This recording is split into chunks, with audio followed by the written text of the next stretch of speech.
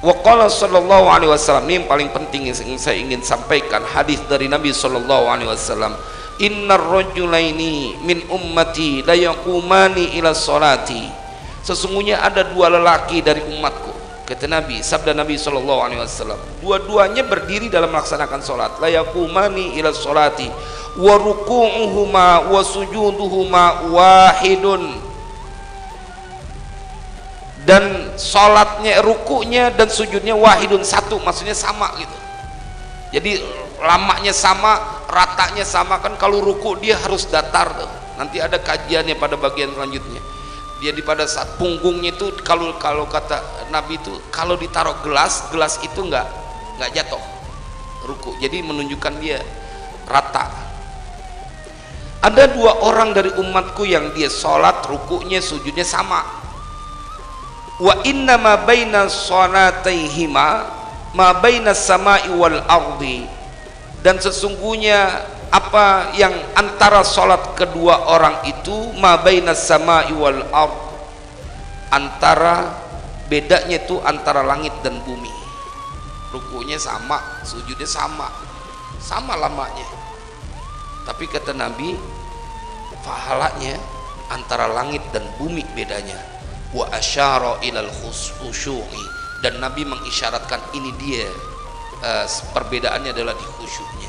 Jadi mudah-mudahan Allah jadikan kita orang-orang yang khusyuk. Jemaah bayangin kalau kita sedang berhadap, kalau saya menghadap raja aja, salah satu yang paling gampang gitu adalah ketika engkau menghadap seseorang yang dia raja, engkau akan tertunduk. Menghadap depan presiden aja, itu kita diem tuh. Makanya kalau di pesantren itu sebenarnya kalau kita lagi ngadep guru itu sampai nunduk begini, sebenarnya lagi diajarin khusyuk. Kalau ente mau guru ente pakai begitu, apalagi yang menyiptain guru ente. Cuman secara nggak langsung dipraktekin aja, nggak dijelaskan. Kalau di pesantren salaf jalan tuh harus pakai lutut gitu. Kalau orang-orang yang anti bilang wah terlalu berlebih-lebihan, enggak, ente nggak tahu ulama-ulama dulu tuh begitu menguasai pendekatan bagaimana mengajarkan santri-santrinya. Jalan pakai lutut, kalau udah deket nggak berani ngelihat muka gurunya, dia nunduk aja. Pokoknya sambil ngejawab sambil dia nunduk aja. Itu kan kayak begitu diajarin tuh kalau di pesantren-pesantren salaf di Jawa. Kalau ente kepada guru ente kayak begitu, apalagi kepada yang menciptakan guru ente.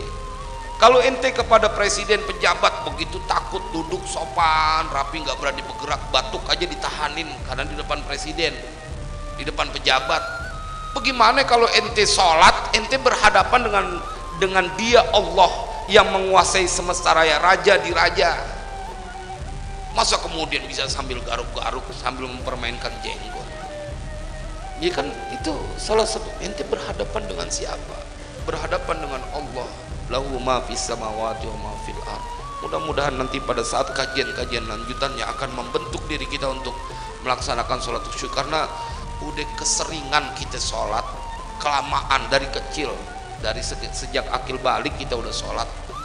Tapi masa iya sholat kita mau begitu-gitu terus, nggak ada perubahannya. Kita kudu mengkaji bagaimana sholat kita supaya dibenahi, menjadikan kenikmatan. Saya ngerasain bagaimana para sahabat itu. Imam Ali bin Abi Thalib pada saat sholat, beliau minta dicabut anak panahnya. Nanti cabut anak panahku kalau aku sholat ya. Itu anak panah kan kalau dicabut bawa daging tuh, karena matanya begitu. Tapi dia bilang cabut saat aku sholat, karena saat aku sholat aku sedang menikmati pertemuanku dengan Allah, maka aku tidak merasakan yang lain. Ini mah jangan kata semut, nyamuk lewat nggak pakai nempel, lewat aja kita begini. Apalagi semut lewat. Kalau usil juga semut, tadi lu kagak mau lewat di pipi gua, giliran lagi sholat pakai lewat. Kata-kata kita gini berasa. Empe nyamuk lewat nggak pakai ngenain diri kita, pakai kita tepak juga. Tidak membatalkan sholat dalam hal-hal tertentu. Ente cuman mau bicara cuman syariat doang, cuman sampai digugurin kewajiban doang. Tidak membatalkan sholat pada saat ente bergaruk itu sekali, yang penting jangan berturut-turut gitu.